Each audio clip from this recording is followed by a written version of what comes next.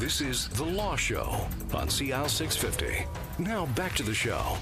Welcome back. On the program today, we're focusing on immigration law. In studio, Gordon Maynard and Alex Stojcevic from Maynard, Kisher, Stojcevic, immigration and citizenship lawyers here in Vancouver, talking about all of these family class categories. And Alex, here's another myth. Gordon's taking a good shot at a couple of myths this morning, so here's one for you. Can I skip the landed immigrant or permanent resident status if I want to bring my partner into Vancouver or into Canada, and can we just go, we're married now, she's a foreigner, but I'm a citizen, can she just come into Canada and become a citizen, and can we skip all that other stuff?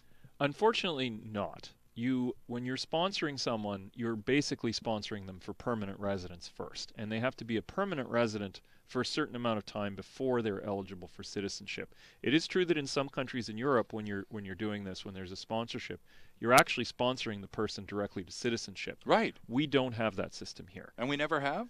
Not to my knowledge. Okay. Never. Okay. Yeah. I mean, I can't speak to before the 50s, but I don't even think we have it for adopted children now. For adopted children, and that's mostly because of a Supreme Court case from about 10 years ago that found it discriminatory that adopted children were dealt with differently than natural-born children. Okay. And that's the only reason why that's different. So the myth might be perhaps more popular among people who are accustomed to that sort of thing. Yes. In Europe and other parts of the world, where if you marry a citizen, you can become a citizen of his or her country almost immediately. Right. Not the case in Canada. Not the case in Full Canada. stop. So let's get back to these wait times, Gordon. Oh, my gosh. We were talking about spousal wait times. It takes about a year and a half, 17 months, to even be notified of the fact that the government is aware of your file and your application. Now they'll offer you after 4 months a 2-year work permit, but it's still gonna be a year and a half before they're gonna talk to you about your intentions to become a permanent resident of Canada, right? Right, and that's for the Spouse in Canada application. That's right. The waiting times are different if you're doing an overseas application. So say your spouse is in America or Europe or wherever. Right. You're doing the more traditional sponsorship where you file your sponsorship papers and you put in your partner's papers as well. Now, are you filing from abroad as well, or is she abroad and you're here in Canada? She's abroad, you're here in Canada. Okay. But you take your paperwork together. Right. And you file it to an office in Canada. Gotcha. All right. But the idea is that she's going to be processed as an applicant abroad. Okay. Or he is going to be processed as an applicant abroad. It's taking about 2 months for them to look at just your sponsorship application, which is not terrible. Right. But the actual processing of the spousal application abroad, it varies widely, and it can take anything from half a year, 8 months, to more likely 2 years, year and a half, 2 years, and up to 3 years or so. Wow. To get processed. Now, you talked earlier about, Alex, about these officers who now go in this rotation through the provinces holding these interviews with prospective landed immigrants. How does that work when you're outside the country in one of these long lineups? And we don't have officers roaming around the world doing interviews. Yes, we do. Oh, we do. And that's part of the problem. The part of the problem here is that people will be shocked to learn that most of our visa posts now, most of our Canadian embassies abroad do not have visa sections. So let's say I sponsor somebody from Thailand. Not an uncommon situation. Not at all in Vancouver. Not at all.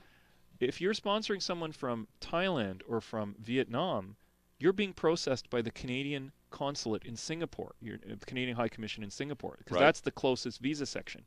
If you're sponsoring somebody from Bangladesh, the processing mission that is responsible for you is in Singapore, although we do have a Canadian embassy in Bangladesh, just like we do in Vietnam, just like we do in Thailand. But they don't do visas and such anymore. If you want to sponsor someone from Korea or from Japan, you're processed through the Canadian embassy in Manila in the Philippines. In Europe, we basically have now London, Paris, and Vienna, Warsaw and Rome. That's it. 5 countries have visa missions, and they're responsible for all 32 countries of the European Union, plus another 15 countries in and around Europe. And in the London office handles most of the Middle Eastern applications, correct? Half of the Gulf states are also processed through London. So part of this long processing time is that if there's an interview required, you have to arrange for an officer, because sometimes people can't get to London or Singapore. So then you have to make an arrangement by which a visa officer has to go to that embassy, arrange for the closest embassy to where these people live, and arrange for an interview, arrange for that to be taken care of, including an interpreter. Well, they have to tell the client to get an interpreter. And as you can imagine, that takes quite a bit of time. And the logistics of that have added enormous time to processing of some cases. Can, with the assistance of lawyers here in Canada, can those arrangements nonetheless still be made? Certainly. I mean, the benefit with us is that we can help people be prepared for these interviews, know what to expect, know the types of questions that will be asked, so that they are not surprised. Right. The challenges in terms of logistics, though, are local, and there's not much you can do about them in many instances. So, Gordon, these wait times, we're talking about 17 months internally, and up to, you're saying anywhere from 2 to 3 years, typically, from an external application. This is in the spousal category, too. I don't imagine it's any better for the parent category. The parent category has disastrous processing times. It's absolutely obscene. Is that? Oh, well, let me take a break then, and because it sounds like we're going to need some time to spend on the numbers here. So let's take a quick break on the Law Show. Our guests, Gordon Maynard and Alex Stoicevich. The firm is Maynard Kisher Stoicevich. They are immigration and citizenship lawyers. Online at vancouverlaw.ca. More still ahead. Parent class stuff coming up. The numbers. I hope you're sitting down when Gordon gets to them right after this. There's more of the show still ahead. This is The Law Show on CL 650.